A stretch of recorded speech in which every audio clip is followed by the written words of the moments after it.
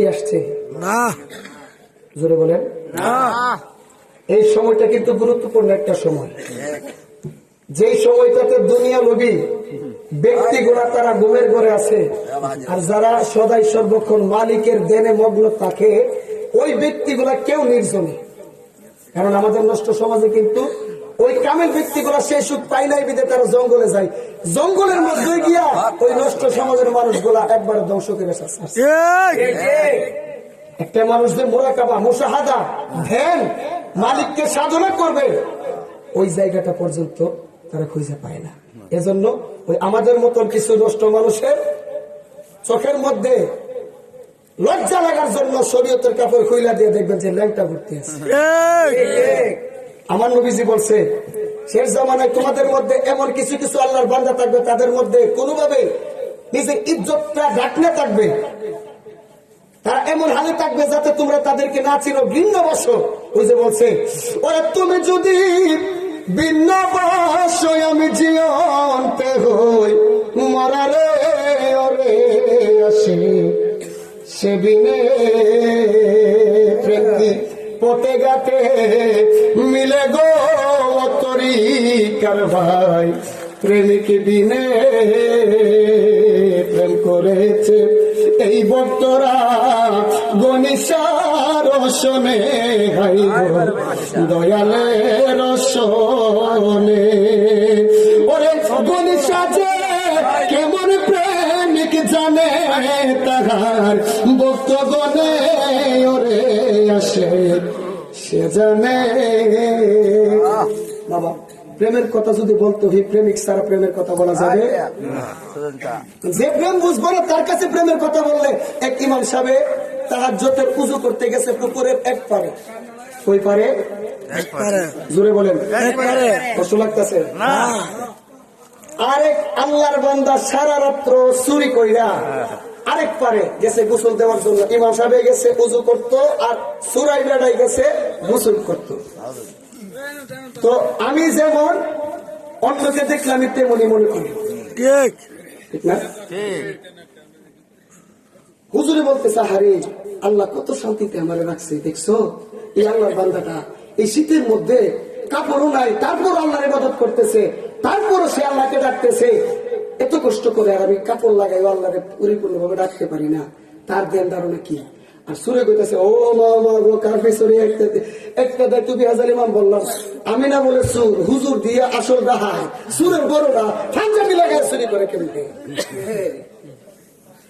মানে যে যেমন প্রেম বলতে কি প্রেমিক হয়ে আপনি নামাজ পড়বেন, আপনার নামাজের দাম আছে। 73-এর মধ্যে 72 জাহান নামে যাইব, 72 যে জাহান নামে যাইব নামাজ হজ জাকাতের অভাব নেই।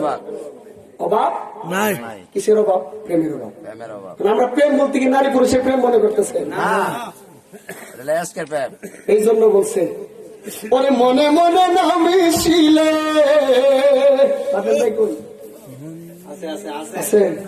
মন দিও না সজনী সই গো সই দিয়া তোমার প্রেমিকার বলেছিল রে ভাই তোমার মনের মানুষকে না আমি আমার মুর্শিদের স্মরণ করছি। আরে মুর্শিদের সাথে আপন কেউ আছে? এবং মুর্শিদের সাথে আপন কেউ নাই। এখন কি মুর্শিদের আমি আল্লাহ বানাই দিছি? আল্লাহ বানাইছি? পীরের বাড়িতে এমন গোপন সুন্নত গোপন সুন্নত। আমি যদি যিনি মুর্শিদ তিনি কথা এটা তো আমিও তো দেখছি না। আমার লেখা হইলে এটা অবশ্যই আমার কর্য করা লাগতো। আমি যার প্রেমে পড়ি নানা শাহ আহাদ শাহ আমার সাইয়েদ শাহ সারা জীবন দেখছি যে তারা মসজিদ সর্বপ্রথম আমার এলাকায় সর্বপ্রথম আমার দরবারে মসজিদ ছিল একটা, আর ওহাবিদের কমপক্ষে তো ওই সময় 10টা ছিল, এখন তো মনে হয় 300-এর উপরে আছে। আমার দরবারের ব্যক্তিগুলা যদি নানা সারে খুদা মনে করতো, আমার দাদা বা আমার দাদারে যদি আমার বাবা খুদা মনে করতো, আমি যদি আমার মুর্শিদ সাইয়েদ শাহরে খুদা মনে করতাম, 24 লক্ষ টাকা খরচ করে দরবারের পাশে মসজিদ বানাইছি। মসজিদ না বানায়া মাজারে ফাস্তালা করে মসজিদ কেন বানাইলাম? আল্লাহর ইবাদত করে। তুই মোল্লা বাপের এখন দেশ না, বাপ এখন রাজমিস্ত্রির কাজ করে মুখটা ছুড়াইস না।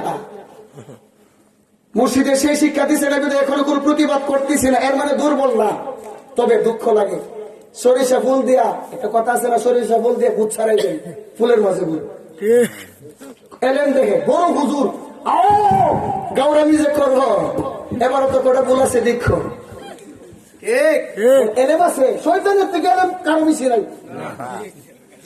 সে ফেরেশতাদের সর্দার ছিল, সে কেন অভিশপ্ত হয়ে গেছে?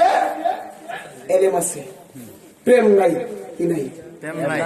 হে যদি ওই দিন শয়তান আদমরে সেজদা মারতো, সে কি অভিশপ্ত হইতো না? মূলত তো কপাল খোলা, দরবার থেকে বাইরে যুগ না, কদিন পরে একটা রূপ ধরবে, উষ্টালাত্তি হয়ে মরবে দেশ থেকে বাইরে। কারণ অলি আল্লাহর মায়ের দুনিয়ার, অলি আল্লাহর মায়ের দুনিয়ার বড় হুজুর বলে হে পেরে ডরা।